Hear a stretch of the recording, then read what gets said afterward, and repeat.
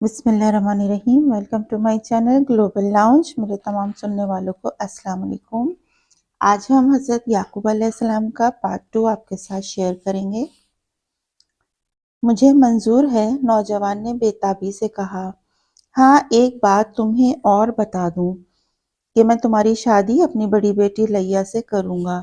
لابان نے اپنا فیصلہ سنا دیا، جس سے نوجوان کا چمکتا دمکتا چہرہ ایک بار پھر مرجھا کر رہ گیا اور وہ نگاہیں نیچی کرتے ہوئے بولا، مگر میں تو آپ کی چھوٹی بیٹی راحیل سے شادی کرنا چاہتا ہوں۔ یہ ناممکن ہے، لابان نے سخت گیر اور ڈوک ٹوک لہجے میں کہا۔ لیکن کیوں مامو جان، آخر اس میں قباحت ہی کیا ہے؟ نوجوان نے افسردگی کے عالم میں پوچھا۔ اس پر لابان کہنے لگا، ہماری قوم کا دستور ہے کہ پہلے بڑی بیٹی کو بیاتے ہیں اور پھر چھوٹی بیٹی کی شادی بعد میں کرتے ہیں، اور تم یہ بات بخوبی جانتے ہو کہ راحیل میری چھوٹی بیٹی ہے۔ لیکن اگر ایسا نہ ہوا تو اس سے کیا ہوگا؟ نوجوان مایوسیوں کے اندھیرے میں روشنی کی کرن کا متلاشی تھا۔ تو لوگ ہمیں تانے دیں گے کہ دیکھو، فلاں سردار نے اپنی بڑی بیٹی کو تو گھر میں بیٹھا کے چھوڑا ہے اور چھوٹی بیٹی کو بیاہ دیا ہے۔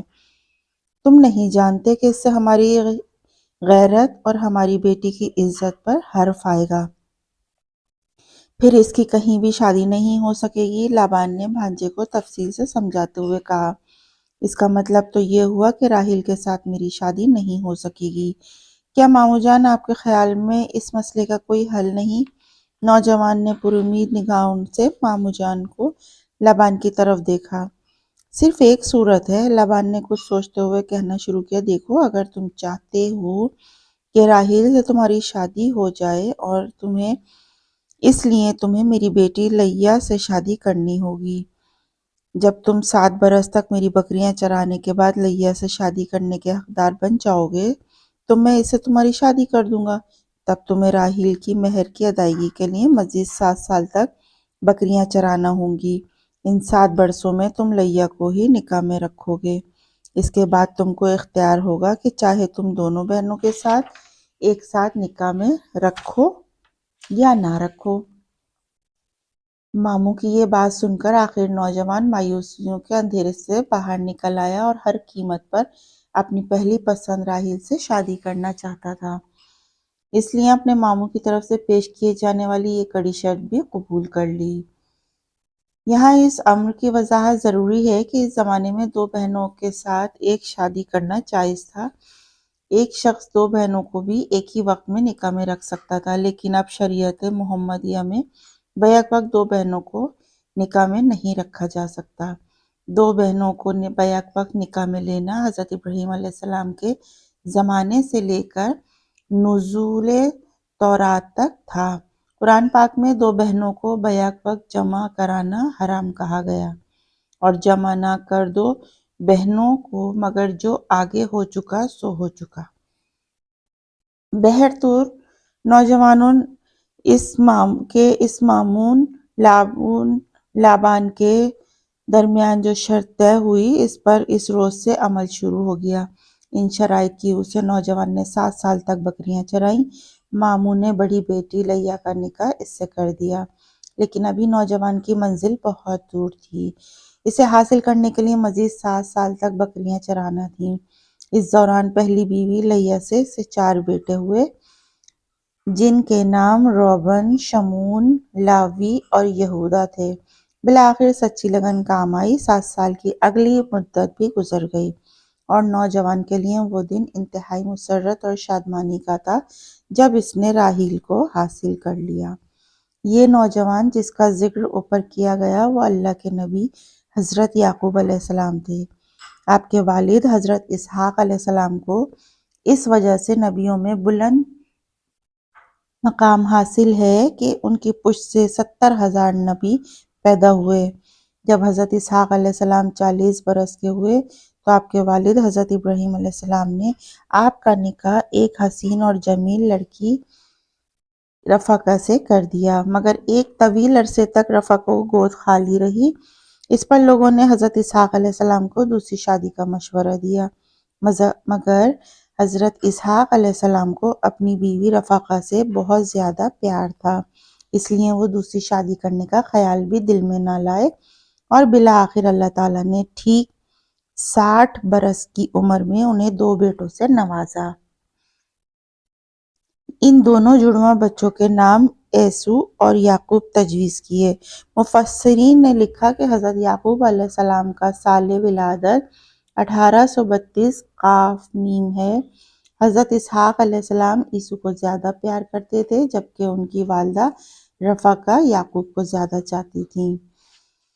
جب عیسو اور حضرت یعقوب نے زندگی کی 15 بہاریں دیکھ لیں تو ان کے دادا حضرت ابراہیم خلیل اللہ کے جہان فانی سے چل بسے، اور ان کی وفات سے کچھ عرصے بعد سخت قحط پڑ گیا۔ علاقے کے لوگوں نے دوسرے علاقوں کی طرف ہجرت شروع کر دی۔ حضرت اسحاق علیہ السلام بھی اپنی بیوی رفقہ اور دونوں بیٹوں یعنی عیسو اور یعقوب کو علیہ السلام کو لے کر چل پڑے۔ راستے میں غزہ کے ایک ساحلی قصبے میں چند روز قیام کرنے کے بعد وہ بیر شیبہ کی جانب روانہ ہو گئے اور بالآخر یہیں قیام کا فیصلہ کیا۔ عیسو کو شکار کا بہت شوق تھا اور ہر وقت تیر کمان سنبھالے عمدہ جانوروں کی تلاش میں سرگرداں رہتے تھے۔ ان کی کوشش تھی کہ اپنے بوڑھے والدین کی زیادہ سے زیادہ خدمت کریں اور انہیں اچھے جانور کا گوشت لا کر دیں اور کھلائیں۔ اس دوران حضرت اسحاق علیہ السلام کی بینائی ختم ہو چکی تھی اور وہ قطعی طور پر کچھ نہیں دیکھ سکتے تھے۔ اپنے بڑے بھائی عیسو کے برعکس حضرت یعقوب علیہ السلام شکار کی جانب کسی طور بھی مائل نہ تھے۔ البتہ بھیڑ بکریاں چرانے کا انہیں بہت شوق تھا اور وہ ہر وقت کھلی چراگاہوں میں اپنی بکریوں کے ریوڑ کے ساتھ گھومتے رہتے۔ ایک روز کا ذکر ہے کہ عیسو بہت تھکے ماندے گھر آئے، طبیعت ناساز ہونے کی وجہ سے شکار نہ کر پائے۔ انہوں نے اپنے چھوٹے بھائی یعقوب علیہ السلام سے کہا، میرے بھائی، آج کوئی بھی شکار میرے ہاتھ نہیں لگا، کیا ایسا ممکن ہے کہ تو اپنے کھانے میں سے کچھ حصہ مجھے دے دے؟ اس پر حضرت یعقوب علیہ السلام نے کہا، بھائی، کیا تو جانتا ہے کہ فلسطینیوں کے دستور کے تحت میراث بڑے لڑکے کو ملتی ہے؟ ہاں، میں جانتا ہوں، عیسو نے جواب دیا۔ اے عیسو، حضرت یعقوب علیہ السلام کہنے لگے، بڑا ہونے کے ناطے سے باپ کا وارث تو ہوگا، لیکن میں تمہیں اس شرط پر کھانا کھلاؤں گا کہ تو اس حق سے رضاکارانہ طور پر دستبردار ہو جائے۔ مجھے میراث کی کوئی پرواہ نہیں، بس تو مجھے کھانا کھلا دے، عیسو نے جلد بازی میں جواب دیا۔ تب حضرت یعقوب علیہ السلام نے اپنے بڑے بھائی کو کھانا کھلایا اور اس سے باپ کی وراثت کا حق لے لیا۔ اسی حوالے سے کتابوں میں ایک اور واقعے کا ذکر بھی آیا کہ حضرت اسحاق علیہ السلام جب بوڑھے ہو گئے تو انہوں نے چاہا کہ وہ اپنے بڑے بیٹے عیسو کی برکت کی دعا کریں۔ چنانچہ انہوں نے عیسو کو اپنے پاس بلا کر کہا، اے میرے پیارے بیٹے، تو فوراً شکار کی تلاش میں نکل جا اور اچھا سا شکار کر کے لا کے مجھے دے اور مجھے اس کا گوشت کھلا تاکہ میں اللہ تعالیٰ کے حضور تیرے لیے دعا کر سکوں۔ یہ بات سن کر عیسو کی خوشی کا کوئی ٹھکانہ نہ رہا اور یہ دعا کروں کہ پیغمبری عطا کرے۔ عیسو کی خوشی کا کوئی ٹھکانہ نہیں تھا اور پیغمبری سے بڑھ کر بھلا بڑا انعام کیا ہو سکتا تھا۔ وہ مسرت اور شادمانی سے مسرور ہوئے، تیر کمان سنبھالا، شکار کی تلاش میں روانہ ہوئے۔ اسحاق اپنے بیٹے عیسو سے گفتگو کر رہے تھے۔ اس موقع پر حضرت اسحاق علیہ السلام کی بیوی رفقہ بھی موجود تھیں اور وہ اس گفتگو سے کافی فکر مند ہوئیں۔ عیسو ان کا اگرچہ بڑا بیٹا ہی تھا، لیکن وہ چاہتی تھی کہ نبوت چھوٹے بیٹے یعقوب علیہ السلام کو ملے۔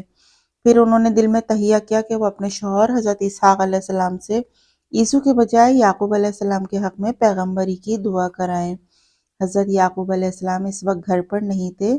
حسب معمول وہ جنگل میں بکریاں چرانے گئے ہوئے تھے اور ان کی والدہ رفقہ نے کسی جاننے والے کے ہاتھ پیغام بھجوا کر یعقوب علیہ السلام کو فوراً بلوا لیا۔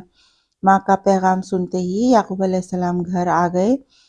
تب رفقہ نے بڑی رازداری سے انہیں اس ساری گفتگو کا حال احوال کہہ سنایا جو نبوت کے بارے میں حضرت اسحاق علیہ السلام اور عیسو کے درمیان ہوئی تھی۔ پھر وہ کہنے لگی، اے میرے پیارے بیٹے یعقوب، میں چاہتی ہوں کہ تمہارے والد تمہارے بڑے بھائی عیسو کے بجائے تمہارے لیے نبوت کی دعا کریں، لہٰذا تم فوراً اپنے ریوڑ سے ایک موٹی تازی بکری کو ذبح کراؤ اور اس کے گوشت کے کباب بنا کر باپ کو کھلا دو تاکہ وہ تیرے پیغمبر بنائے جانے کی دعا کریں۔ یعقوب علیہ السلام والدہ کا بے حد احترام کرتے تھے، چنانچہ انہوں نے اسی وقت والدہ کے حکم کی تعمیل کی اور اپنے ریوڑ سے سب سے موٹی اور فربا بکری کو ذبح کر ڈالا، پھر اس کے گوشت کے کباب بنائے اور لے جا کر اپنے باپ حضرت اسحاق علیہ السلام کی خدمت میں پیش کر دیے۔ حضرت اسحاق علیہ السلام جو کہ نابینا ہو چکے تھے، انہوں نے پوچھا میرے لیے یہ کباب کون لایا؟ اس سے پیشتر کہ یعقوب علیہ السلام کی باپ کی بات کا جواب دیتے رفقہ نے فوراً بات کاٹتے ہوئے کہا، یہ کباب آپ کا چہیتا بیٹا بنا کر لایا ہے، وہ آپ سے بہت زیادہ محبت کرتا ہے، یہی آپ کا بیٹا ہے جو آپ کی خدمت کو فرض جانتا ہے۔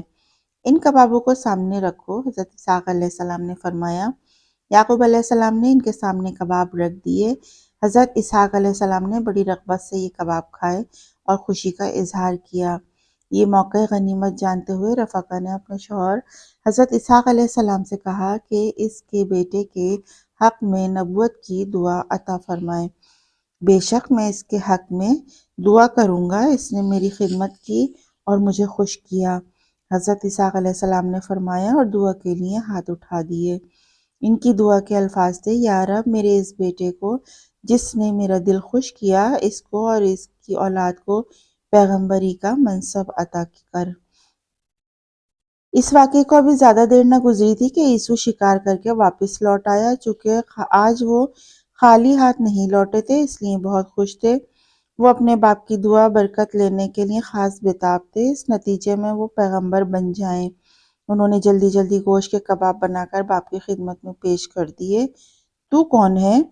حضرت اسحاق علیہ السلام جو دیکھ نہیں سکتے تھے، انہوں نے عیسو سے پوچھا، اے بزرگ محترم، میرے باپ، میں عیسو ہوں، آپ کے حکم پر میں شکار پر گیا تھا اور اب میں آپ کے سامنے عمدہ گوشت کا شکار کا گوشت بھون کر لایا ہوں، اسے کھا لیجئے اور میرے حق میں دعا فرمائیں۔ اس پر حضرت اسحاق علیہ السلام نے عیسو کو اپنے پاس آنے کے لیے کہا۔ جب وہ قریب آئے تو حضرت اسحاق علیہ السلام نے اس کے جسم پر ہاتھ پھیرا۔ عیسو کی نشانی یہ تھی کہ ان کے جسم پر بال بہت تھے۔ حضرت اسحاق علیہ السلام نے فرمایا، ہاتھ پھیرنے کے بعد طویل سانس لے کر کہا، اے میرے بیٹے، تو واقعی عیسو ہے۔ آج کا قصہ ہم یہیں ختم کرتے ہیں۔ پارٹ 2 کا پارٹ 3 میں ہم آپ کو باقی کا قصہ سنائیں گے۔ اگر آپ کو ہمارا یہ قصص الانبیاء کا چیپٹر پسند آ رہا ہے تو ہمارے چینل کو لائک شیئر کرنا نہ بھولیں اور کمنٹ باکس میں اپنا فیڈ بیک ضرور دیں۔ اپنی ٹیچر سائمہ خان کو اجازت دیجیے۔ اپنا بہت سا خیال رکھیے۔ اللہ حافظ۔